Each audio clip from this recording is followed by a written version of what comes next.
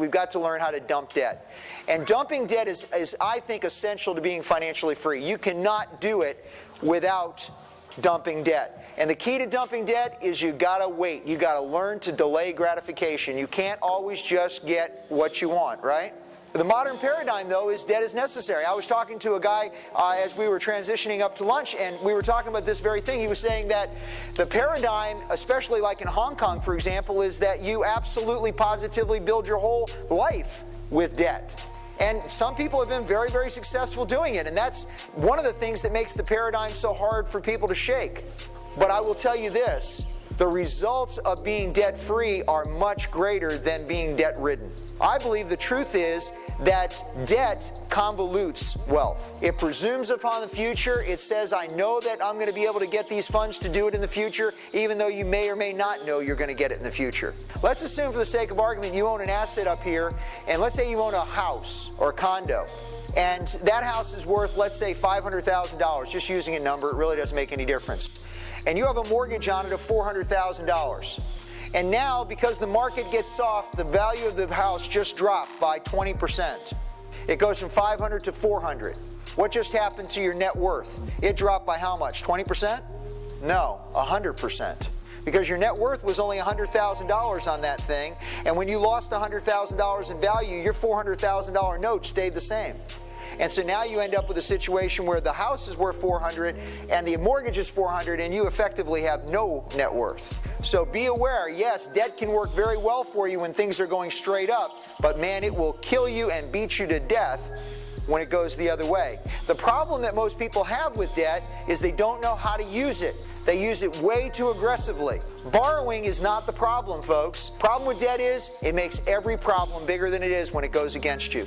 Just like I explained with that $400,000. And now, I don't know if this is true in Singapore, but it definitely isn't true in the United States.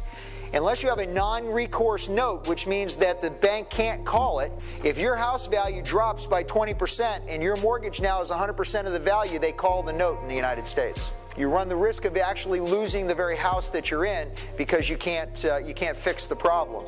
It inhibits creativity, and here's what it really does. It keeps you in the rat race. My wife and I can take about 15 to 16 weeks a year and do some of the things that we do, like come out and teach and do these things, go on some of the trips that we do and so forth, is because we have no debt. We can essentially take that time off and do it and do certain things because we don't have this huge thing where I have to make X amount of dollars anymore. But here's some rules for debt that I basically like people to be aware of. One, never borrow for consumption. If you use your credit card to buy a pizza and don't pay off your credit card, you're paying for that pizza for an awful long time. That thing could give you serious indigestion, you know. You're going to be essentially financially eating it for a long time.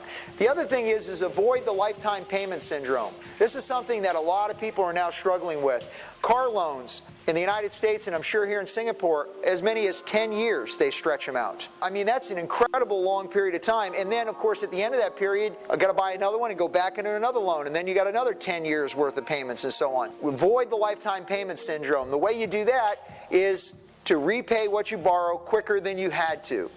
And if you do that, you can then build equity and you can do other things. Definitely borrow as a last resort rather than as a first resort. Pledge security for debt. One of the reasons I don't have serious problems with having a mortgage on a house is because you've got something pledged against it. At least you're not putting your whole entire thing at risk. The reason why I have a huge problem with credit card debt is because credit card debt has no pledge. So as a result, instead of paying 3 or 4% interest like we might pay on a house, you're looking at 18, 19, 20, 22, gosh, it's crazy. The way to do it, you got to start right away. You can't put it off because the more you put it off, the worse it gets. It's got to be part of your written financial plan. So if you want this to be a reality, write it down. And then, of course, to find those margins, you got to track your expenses. You got to trim all the unnecessary expenses. You need to put a moratorium on new spending too. Because if you just add new spending on that, of course, you're just going to get right back into the same old, same old. And then here's the cool part.